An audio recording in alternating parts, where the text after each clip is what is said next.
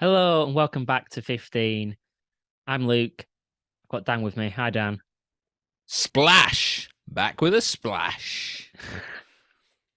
Did you Uh, ever see Omid Jalili do the swan dive on the first series of Splash? That's how I imagine we are coming back. as soon as you said splash, that came to my mind. I think we've been hmm hanging out too long. Do you think he's still It was still on the boards? 2004, just before Boxing Day, wasn't it? Too soon?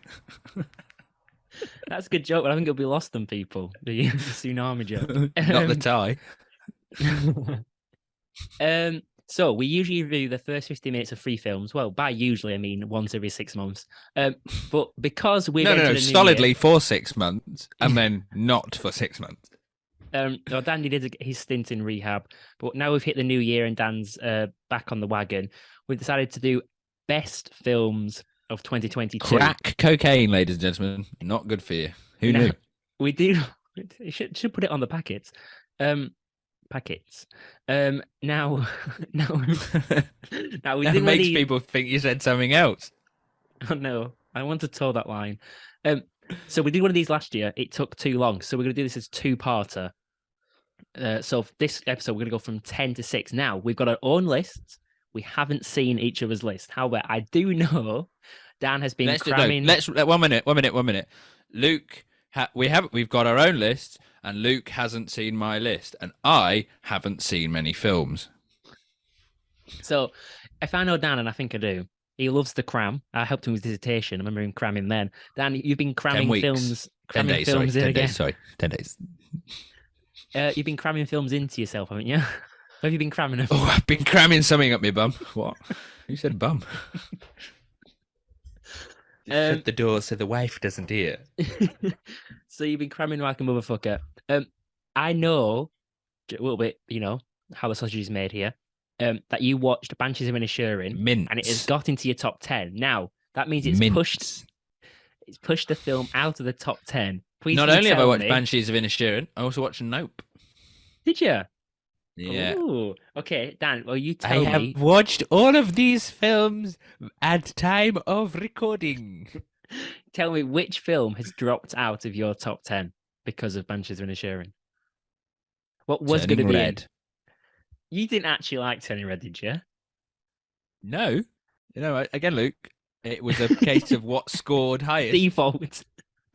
By default, it was in. I did see that pop up in quite a few lists, actually. And I remember I only watched 15 minutes of it because of where the podcast works. One of my films that is in my list, I thought achieved a sort of, not the sole objective of that film, but it achieved a lot of what that film was trying to achieve in a much better way, albeit not aimed at kids. Okay, thank God. Thank God you achieved to get to the end of that sentence.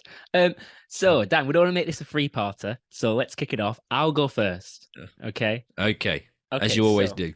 So my... Don't you think he looks fat, ladies and gentlemen? Tweeting. I just set my new PB on the 5K today, so how have you know? 39 From minutes. Couch 2. No, 23 minutes. Not bad.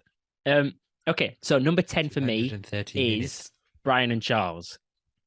So a film from David That was L. one of the ones I wanted to watch. Now, I'm not going to lie. I think that in the list. 2022, I think it's an awesome year for film. My top 9 films, I think, are stellar films. I can put them up against any other. However, 10th spot, that was very much open for debate, to be honest. Season. And Brian and Charles is a little bit of a... Brian Charles is a little bit of a biased sort of choice. You know, when you chuck in there 10th spot, a comedy, one that's a little bit more idiosyncratic to you. So that I can't wait for your list. So a quick minute or so on Brian and Charles for those that haven't seen it. David Earl plays a character called Brian Gittings, who is crafted over 10 years. Luke of would stage fucking and lick his sketty ass, David Earl. I do, big David Earl fan.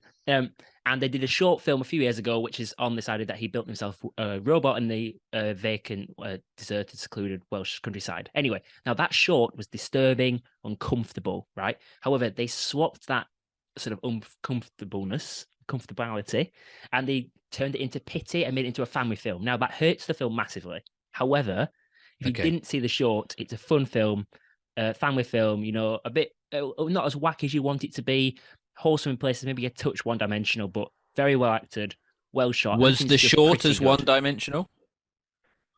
Did the short No, by the short, swapping pity for whatever it was? Did it obviously damage the film? But did it damage it irrevocably? um, well, it removed the Could three you argue the layers. There was criticism? no mystery, put it that way. There was no sort of Okay. mysterious layers of like the seedy undertones or whatever. These just weird connotations. That was all gone. But positive. It's in my top 10. Very fun film. And small budget, and they did Yeah. amazing stuff with such a small budget. So that's my 10. That's always Brian good to and see, actually. Charles. And I saw it at the cinema, and it got a lot of laughs in the cinema. So, and And family friendly. you've mentioned something I want to try and keep to, which is last time we did this list, you had to remind me that we had to be positive. So all Try of and my be comments positive are about the positive, 100%. We're celebrating But the there's year things now. that'll be unsaid. In my 10 to 6, there'll be things that are unsaid. Right, go on. What's at number 10 for Dan? Blonde. Okay, so I haven't seen Okay, Blonde, so but I remember your original review. But anyway, let's put that to one side. Okay. So the positives, I think, is actually quite. I think the direction was quite strong. It's quite deliberate, and it was obviously controversial. A lot of people didn't like it, but just because somebody doesn't like your work doesn't mean it's not good. I think there's certainly a sense of the director knowing what he's doing. Director was mental, wasn't us- he? Didn't he almost like bankrupt Netflix and his company trying to make this film over 10 years? So it's from a book as well, and the book is a fictionalization of the Monroe story. So I think a lot of people were coming in expecting quite a hard-hitting truism, in the same way that, and what they got was Rocket Man. They got the Rocket Man of the biopic for Marilyn Monroe. Really? Not that it's a musical, but just it's not. It's not as. I think people were hoping for no hold bars. No, a sort of an attack on the establishment and a real kind of lefty film, and that's actually it's a bit kooky and a bit weird. Like there's a scene where they have a talking fetus, and it doesn't work, and it doesn't get everything right. To be fair, but, that's quite. That's quite. Yeah, you'd there. rather it be that than Rocket Man, some sort of self-indulgent crap. So I thought it was deliberate and strong, and I thought the cinematography was really powerful throughout. There were some lovely images. And lovely just shots taken, and there's a really nice thing they do, which is with black and white, and it's not subtle, but I thought it was really well done in that when the film's shot in black and white, you're talking about, and we're big fans of that. I think Mank from a couple of years ago, we really enjoyed that. The Pianist, Schindler's List, you can go on, but what they do there, they kind of slice it. Great Dictator. No, that's just black and white. That's because in the 30s. Yeah. Oh, sorry. Taxi Driver. Yeah. No, that's not what the artist. That's but anyway, it doesn't matter. So just wrapping up that, Dan. We've got 2 minutes per film. Yeah, so wrap it up. So, but black and white, they intersplice. So when she's Marilyn Monroe, she's in black and white. When she's Norma Jean, so it's not. But it's just it was taste. I thought there was some tasteful elements. I thought it was well made. I thought it was, but it was controversial, and I don't know if it was entirely what it wanted to be or could have been. I only found this out recently, but good. It's no, we're not quite as soon. 10 minutes ago. But it's an alias, so she wasn't called Marilyn Monroe. She was called what? Norma Jean. Yeah, Norma something Jean. Norma Jean. Oh, no wonder she changed her name. Freaking out! I'd give someone license there to go change their name. They're called Norma. And Ana de Armas, was she great? No. Was she not? She's fit. She just cried a lot. Well, I don't know if that was good or. Did the director tell her to? Well, yeah, I don't know.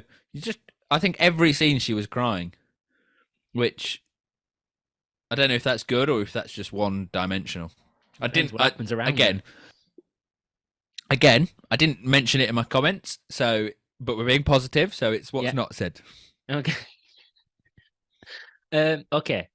Strong start. Number 8, Blonde. 9. I haven't seen Blonde in many other people's top 10s. No, probably a reason for that. Okay, and just finally, if you had to score it out of 10, what would you score that film? I think I gave it. Did give it a score, somewhere in the 6. I can't remember. Okay, strong year for film. Okay, so number 9, number 9 for me is Banshees of Inisherin. Oh, I know. Okay, number 9. So I was very excited to see this. 6.5. Martin McDonagh, obviously. It's funny, it's dark, it's dour, it's original, it's a thriller. Perfect. And it's this weird, mundane story of friendship. And it's such a simple story of like, you've always got that sort of one friend who you do a podcast with who hangs around for ages, and you're like, how do you tell them I don't want to hang out anymore? And then eventually one day you just say to the friend, you say, listen, I know I've known you since York Uni, but it's time to go away from me. I'm going to start cutting my fingers off. And it's such a good, sorry, Dan's handkerchief has just come out. Dan told me before recording that he's now a handkerchief guy. I don't think it's anything more obvious could have happened, transpired in the next couple of years. Should have given me 3 guesses. But yeah, Banshees of Inisherin. So you're getting rid of Toby? You're not doing your podcast with him anymore? So, this is the podcast people might actually listen to because you can focus on this. Yeah, but it's a good thriller. You know, you don't need negative people in your life. I've told you that before. It's a confident recommendation. False aspirational. I'd feel very confident just recommending this to someone. However, all that said, he feels the need to show it off. All that said, there was just a few moments for me what took it. So there was some weird. So Martin McDonagh comes from a career in stage. He's a stage writer. That's where he's first made it. And you have a few of these theatre laughs. Minute on a film. Yeah, you have some of these theatre for too long about black and white. You have some of these theatre laughs, right, which just bring you out, and the slapstick comedy doesn't quite work. And then I thought the whole Civil War stuff being brought. Wrap it up, because I'll have moved by the time this into this tiny sort of quaint story didn't work. Also, however, all that said, really enjoyable. And finally, Brian Keenan was amazing. Oh my goodness, he was incredible in The Killing of a Sacred Deer. In this, I think he stole the show as well, because I didn't think Colin Farrell and Brendan Gleeson, I thought they were good. I didn't think they were as good as everyone else thinks they were. But yeah, very good film, very enjoyable. And I think, is it a case though of In Bruges being back together? The boys from In Bruges. In Bruges was so cool. Is it a bit of that? Yeah, In Bruges is a better film for me. Much funnier film, far funnier film. I mean, it's not as well crafted a film, true, but there's better light and shade. Yeah, because I think that's what makes In Bruges so good, isn't it? The light and shade. I don't know if you're talking about light and shade. I don't know if you're actually talking about cinematography now. You said it twice, and the second time you put real emphasis on it, and I'm a bit confused. Are you really talking about the lighting? Are you talking about the contrast? Screenplay. Yeah. But no, very good. And if you've got in your top 10, we'll wait and we'll have a further discussion when you bring it up. So yeah, Dan, we should. I don't want to talk now about it. What's your number 9? Chippendale. Is it really? Yeah. That's why it's Blonde's not made it into many film lists, because Chippendale's better than it. Sorry, Chippendale Rescue Rangers. Right, go on, Dan. 2 minutes and Chippendale. I can do it in less than 2 minutes. I thought in a tag, it's nostalgic. I can. Nostalgic yet modern without being twee or saccharine. Okay. And I think that perfectly sums it up. Yeah. It could have easily been really... I mean, we did it on the pod, didn't we? But it could have really easily been really full of sort of horrible contemporary references and just awful. But it wasn't. I thought the story kind of worked for that side of story. It was funny at times. It was wholesome and happy and sad in the right places. But it was just it's of that genre, so I don't think it can get very, higher. It's a featherweight going against a heavyweight, isn't it? In sort of in the film world, it's the Lonely Island Boys, isn't it? Yeah, yeah. I remember, it was really quite funny. Keita and Sandberg and Yorm. Is the one guy called Yorma? The other one, yeah. Yorm. Yeah. Yeah, so it was fun. This, then. But funny. Yeah, and I guess for me, I love. It's down now, but I've got. Dick Dastardly on the wall normally, a gift from you, very kind gift. Oh, speaking of gifts, I might reveal what I've got you for Christmas. And let's save that for part 2. Well, that might be fun. Yeah, I'm gonna do that. But so it definitely hit my sensibilities and my tastes, but I'm aware of its shortcomings as a film, not as a film, but as the type of film of its genre, and they're fucking chipmunks. Yes. Fucking punk rock. Is it a family film or is it rude? I don't know. What was it? Was it a 15 or something, or was it a family film? Jack Carroll could watch it. Just want to get him on. Fucking swipe at him. Right. Okay. So because he's 18 now, so he's fair game.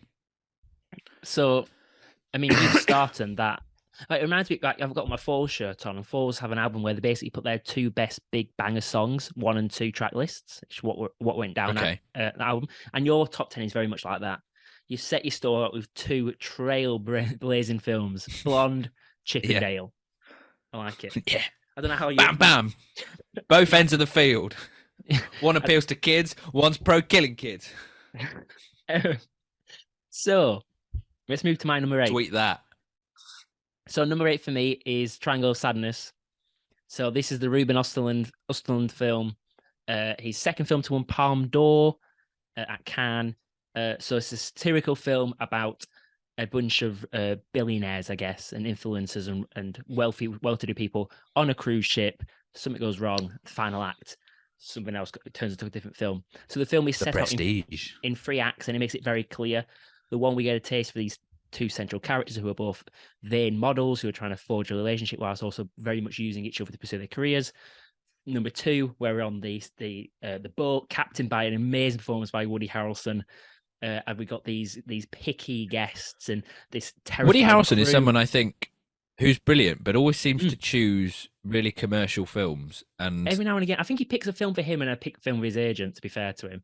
But yeah, no, he's a talented actor. Know him, do you? And then the third act. Now, the third act is probably the best act, but it completely changes into this survival story. And it's Say no more. Say no more. Okay, everything that happened before comes to light now. And I think this is Ruben Östlund's best film. Like his 2 previous big films, Force Majeure, The Square, there's very much Fred going through them all. Like they're all satirical, very well observed, funny films. Yeah, shapes. But like the other 2, it's a touch too long again, which is a little bit frustrating, but it's sort of broken up in the fact that you have 3 very distinct parts. But going back to the well observed, like there's some beautiful moments, like almost vignette style, these little scenes. You can see them come to him and he works his way into a film. There's one where the 2 models are focusing on paying a bill, and it's about 20 minutes just how it unfolds, and it's just perfectly handled. And then the shots again, it looks awesome. He always puts you in weird positions in the frame. He's using this wide lens all the time. You're like, sometimes you're in the corner. You're always observing and sort of creeping in on this sort of billionaire lifestyle and this yacht experience and so on. And then obviously you see the demise of all these people, which is also raucous fun as well. Very good film. He's probably his best film. Probably not worthy of the Palme d'Or, but great director. And he gets my bum on the seat when his next film comes out in the cinemas. I'm glad you chose that, because sort of as the foil to that film, not the foil, but in the same vein, but from this year, number 8 for me is Glass Onion, Knives Out Story. Oh, Glass Onion made your top 10. 8, yeah. Glass Onion made your top 10. Yeah, again. Yeah. By default. Playboy, rock star, lifestyle, on a boat, on an island, the downfall of these people. Mm-hmm. That's probably where the similarities end. What did you love about Knives Out too? I think as a franchise, it doesn't feel sellouty yet, and so this film felt quite blockbustery, but without. It's certainly in scale, and without it being. Oh god, I've got to go and watch this. I want to see this. I will say it's not as good as the first one, but I don't think it's a bad sequel. And I think it's interesting. I think this brings out questions, performances. I think there are good things on show. I don't know how accomplished it is. It certainly felt like a film of 2 halves. But I think Benoit Blanc and Daniel Craig as an actor, is nice to see him doing something that's not Bond, and he's still got that ability to hide behind a character, having fun with it. Yeah, and having fun with it. And I thought the cast list this time was even more star-studded. And I thought they handled it really well. Did you think any of them were any good? No. Well, I didn't like any of the characters. I didn't even think Edward Norton was that good, but I usually love Edward Norton. Yeah, but I think that's his character. Maybe you're right. Yeah, I think that's the thing, isn't it? They're all doing. The characters were horrible, but you kind of had a vested interest in them throughout the film. I sort of found, even though I didn't really think they were nice or any empathy or any relatability to them. So I think in a way, I hope that's on account of their performance and not just by default and they were shit. Again, it was a good watch. It was too long, but and I think it could have been achieved better. But overall, yeah, fun watch, fun film.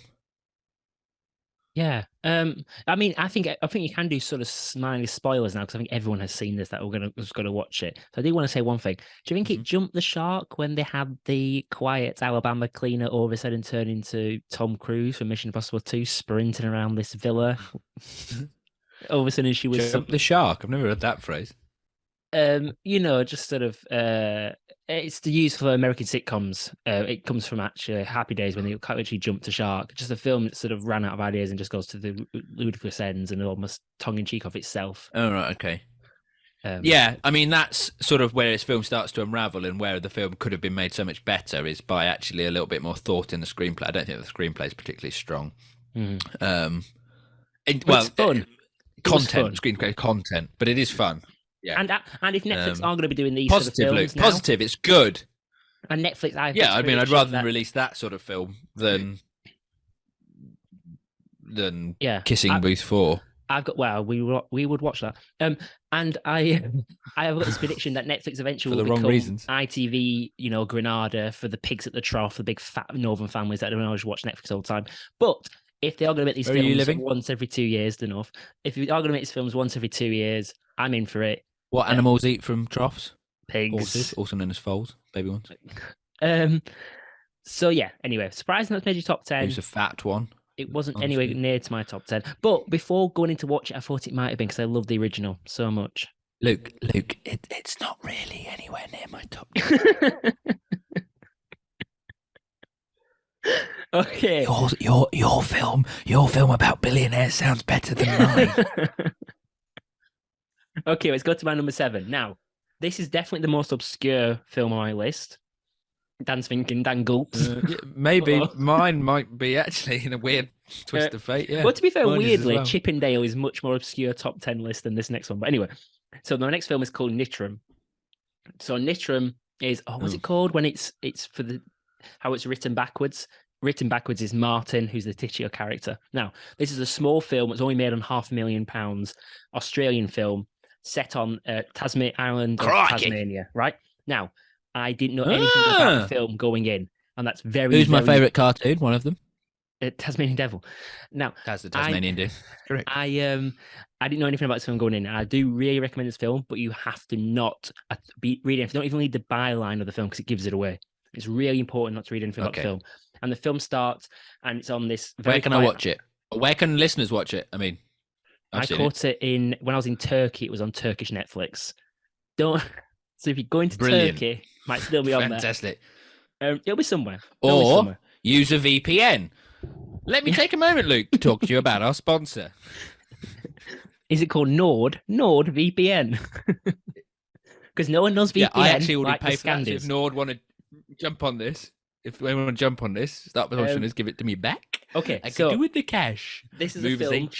This is a film filled with everyone in this film is sad, depressing, angry. Okay, the main character is played by Caleb Langley Jones. You know the weird brother out Get Out. A white young man.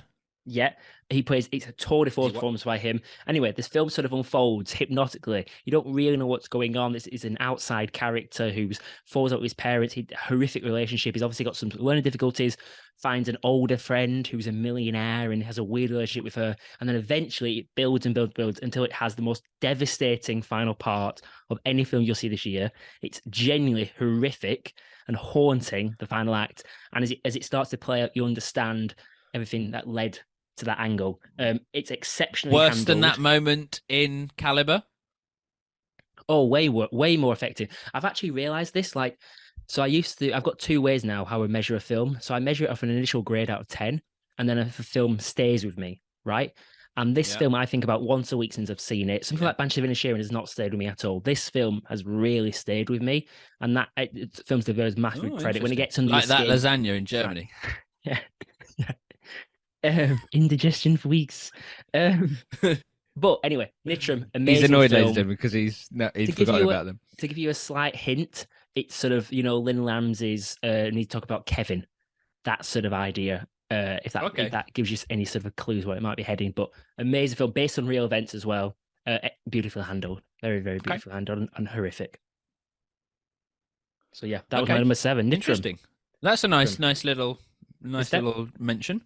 Yeah, horrible film, but very good, very well crafted. Is it as good as the first half of Room?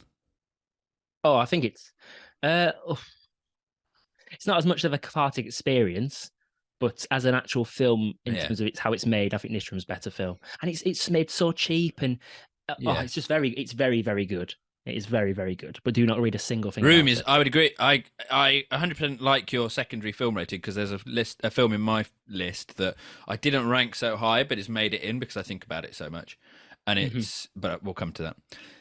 So number 7 for me, and don't be cross because we were going to do this year on the podcast, is Good Luck to You, Rio Grande.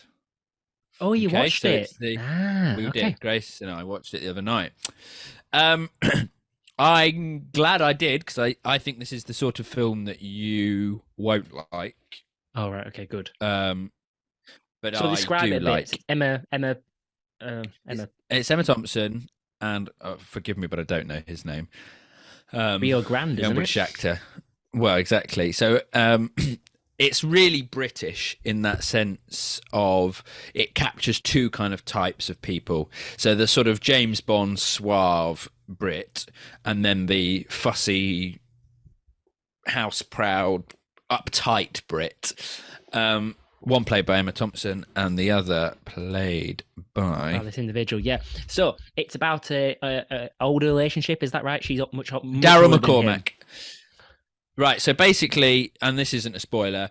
Don't go too much into plot. And she. Oh, right. Okay. No. He's a sex worker, and they have these encounters in a hotel room, and it's quite a classic story of. Oh yeah, we've heard that one before. Them each bringing each other. No. As in, if you strip away the sex work, it's about how two people can bring each other. As Emma's agent said to them during the script, "Can we please strip away the sex work?" Yeah, she's a dignified national treasure. Does she need to get her baps out on TV? The answer is yes, she does. And it's not television, it's film. I think what I really liked about this film was its way it was told.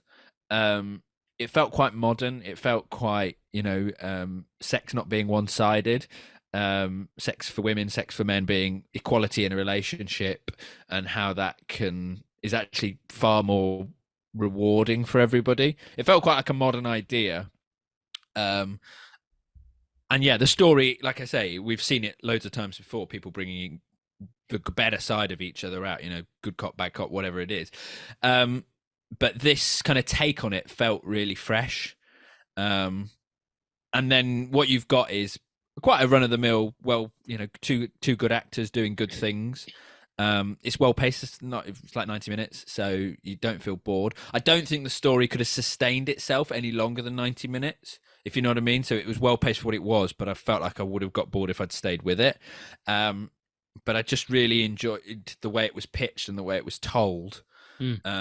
And they certainly captured these kind of two caricatures, but we know these characters, so we instantly kind of relate to them. They're not. It's quite surface level. It's not too deep. It's not too. Is it funny? Groundbreaking. Yeah, it is actually. There's some real funny moments, but in a very British way. Not just her baps out. No. Yeah. Wonderful. Well, that's quite surprising. Emma Thompson's baps aren't funny. You actually seemed to it went into soliloquy there. You talked about something you actually enjoyed, which was quite nice to see, actually. Yeah. Good to see one film. Yeah, no, I'm not too bothered you watched that. That's probably number 10. Right. Yes. I'm quite happy with what comes next. Okay, so this is my final film of part 1. So this is number 6. Now, this film, I think when we get to my top 6 goes up a gear. And this film has just missed out my top 5, but I think it's a very, very good film. And any other year could have been the top 3 of the year, easily. So, number 6 for me is Everything Everywhere All at Once. I absolutely love this film. It was amazing. I've seen it. Whee! This was totally bonkers. Totally bonkers, exciting, hilarious. The humor was right Mm. up my street all the way through, and utterly original. Right, was so Yeah. original. I was going to say it came from one source, but it's Daniels. It's the name of the two directors, both with the first name Daniel. And so this is a film that morphs through genre exceptionally well. Doesn't do it sort of Mm-hmm. swift and smoothly because it wants you to make those line breaks because it's so focused with obvious editing and breaking up texture on screen and all this extra stuff. But at the heart of it is an exceptionally well done and not at all corny mother daughter story, which works amazingly well. Had all the right impact on me. It flew by this film. I Yeah. think it's over 2 hours, but it absolutely flies by. Can I And jump on this with you? go on. It's actually not. It's 107 minutes, Is which is it? amazing. Oh wow! Yeah, Even at which that, kind it of puts it into feels. perspective. This, oh, sorry, this was the film I mentioned about Turning Red, which I think achieves that whole kind of idea, the core of Turning Red, the Pixar film. This does this so much better. Of a mother-daughter relationship, about being honest with each other, about that kind of pressure, about parenting, about parent-daughter, that whole relationship. This just felt so much better, a Mhm. better way of telling it without it being corny or kind of eye rolling. And they capture because obviously it's incredibly dense and quite difficult to follow. But at some point you just Mm. sort of let it take over you, and you're halfway through. You kind of understand the idea of the parallel universes, and you just sort of go with the rest of the film. But it catches that franticness really well, which is done so many times. The way that it's shown or Chinese culture in American films, where it's just cheesy, where the characters are talking over each other, all this stuff's going on. It was done exceptionally well, and you can tell it came from a Yeah, source of someone who's grown up with that around them. And it had the idea of that's not the being other able thing, to isn't it? identify who Because you were turning, as oh well, god, or not hearing who you were throughout the film, and you have the granddaughter with the grandfather all the way through about her sexuality. Exceptionally well done, and it ties into the plot perfectly, and it's just so funny. What were you gonna touch on there? well, I was going to say again, just about that Turning Red thing. It's Asian American, isn't it? Oh, So there's that. I mean, I don't know if you want to talk about this because it's in my top 10 list as well. So if okay, I don't know if you want to talk about it more together or you want to yeah, leave it, we'll do but that. We'll leave that because I'm interested to I see just how want to far it touch goes on up. one thing that you said. I agree with you that it's totally original, but did you not feel there were some lovely elements of homage? Like, so the Russo brothers produced it. I Mm. felt there was also an element of sort of Tarantino.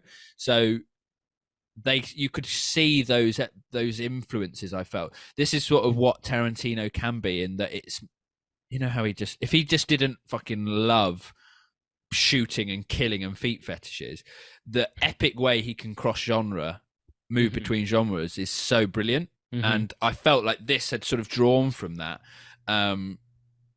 I could see a lot of Tarantino in this, and then the Russo brothers in their Marvel, they're epic. It's an epic film, but Mm-hmm. it deals with something so micro. And then Yeah, even when it goes towards those sort of superhero moments, especially at the end with the big vortex, it was just funny. Every joke landed, and it has to land because it was a film that was really yeah. about momentum. You know what I mean? It felt like a bit of a boulder Mm. going down a hill sort of a film, and a little wrong path would have taken it off and slowed it down. But the momentum kept working. The gags kept hitting. It hit with me. I was watching it with my partner. She wasn't particularly laughing at every moment. I was hysterically laughing. Even went back a few times just to get the same joke again. I found it so fun. I'm ashamed it's not in my top 10 because any other year it could be, but my over 10 top 5 films are incredible. But yeah, love this film. Absolutely loved it. A must see. Yeah, A definite must see this yeah, year. definitely brilliant. So Dan, what's Definitely. your 6? Let's My number wrap up 6 this is first Decision part. to Leave. Watched Ooh, Decision to Leave. Yeah. love this film. I'm going to start with a negative because Why not? I've seen it in a few lists.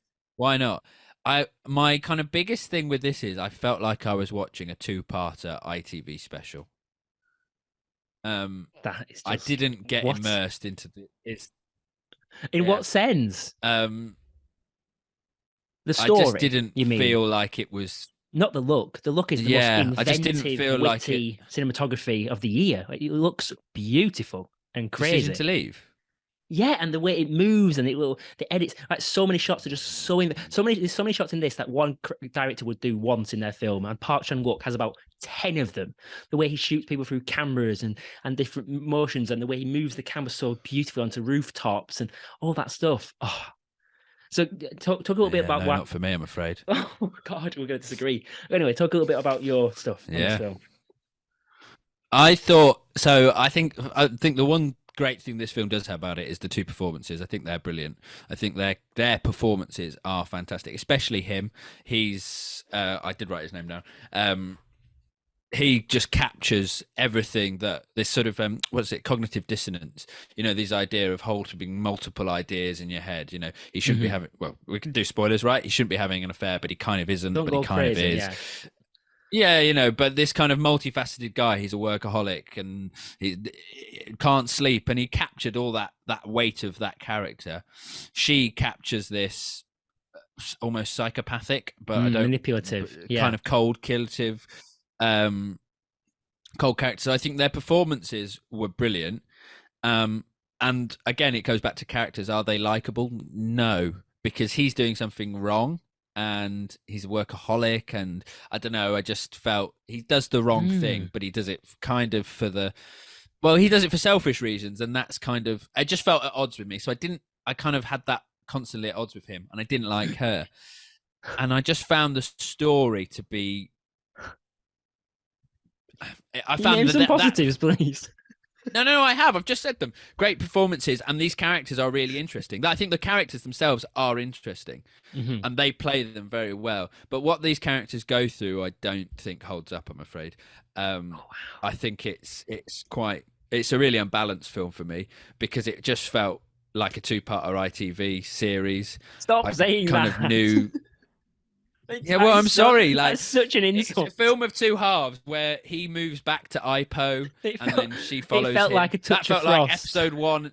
Well, kind of episode 1 and episode 2, and he'd made it, and I just never could move past that, I'm afraid.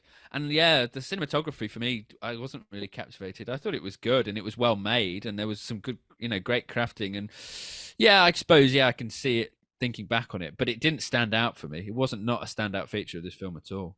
But I will talk a little bit more because it does feature higher up in my list. But just a couple of points.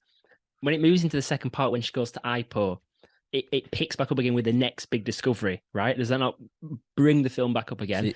Episode 2, sorry. No, I don't think it does split into 2, but you have used that.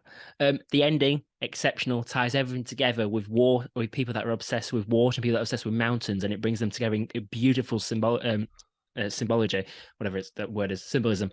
Park Chan-wook is usually overly stylized and to the nth degree, which just kind of takes you out the film. This time, it has the wackiness and the witty direction, but it's amazing and in keeping, and just there's no more. It's ultra modern. Completely ultra modern cinematography, and then the relationship between those two. I was just way more gripped than you in that, and the idea that this sort of Hitchcockian feel of who she's playing him, but is she playing him out of love? And then the symbolic, the language as well. When you find out that someone loves someone, but because of the words they use and how that flips the story of one was chasing one for the first part, and then the other was chasing the other one after one lets go. All that stuff. I absolutely love this film so much. I absolutely love this film.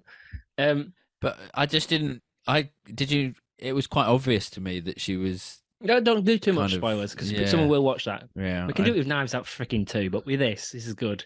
Don't give too many spoilers. Yeah. Did you like the ending? Without giving the spoilers away, the ending. Yeah, but I didn't think it was as hard hitting as you've made out. I think it was a nice ending. And it was a sad ending, and it probably won her a bit of sympathy. But again, yeah, whatever. I'd rather see it in one film. It just felt like a film of two halves again, and I'd rather see it in one film and be it shorter. And yeah, the twists didn't really work. I just felt the story really didn't hold up to this, and so we got a real unbalance of. It was quite captivating, I suppose. I think you've watched a lot more of this type of cinema than me. And so I don't necessarily know, like you've mentioned there, his films are normally much more high tempo, high action. So for him to pare this back, it probably means a lot more, the context. I don't know. The only real films of this kind of Asian cinema I've seen or Korean cinema would be kind of Parasite. And compared to that, I don't think this film holds a candle. So that's my only kind of point of reference, and Everything Everywhere All at Once, which again was a totally different sort of film. So out of the three of them, like, this comes last. I thought it was a good film. Don't get me wrong, but it just never moved up that gear. I never felt like I was watching a film. I always kind of felt that distance. And I think it's because I didn't like the characters, and so then you start picking faults in it. They were Korean, weren't they? You always have an issue with the Koreans. You always had like you do with the African Americans and the Chinese. Big up. Your face says it all. Anyway, yeah, so we get there. Because we will talk about that a little bit more. But just finally, actually, you mentioned some of his previous films. A film called Old Boy, really famous film, definitely must watch. Another film called Handmaiden, both 5-star films, definitely worth a watch at some point. Okay, we'll leave it there because we've gone on crazy long and we've still got a part 2 to do for this. I've got my top 5 set for my part 2, then I can't wait to name my next 5. Are you all set on yours? You all set? 100%. Yeah? All set. Nothing Good. will change. Perfect. We'll be back in a week to name our top 5 films from 2022. And then we'll be back on with the season. Stay tuned. Where we will watch Leo Grand. What are you doing, Leo Grand? She's got her back. Let's not make any promises. No, very true. Very true. Okay. We'll definitely be back next week to do part 2. Thanks for that. Do you want to burp through the goodbye? Sorry about that. See you later, guys. We'll see you next week. Bye-bye.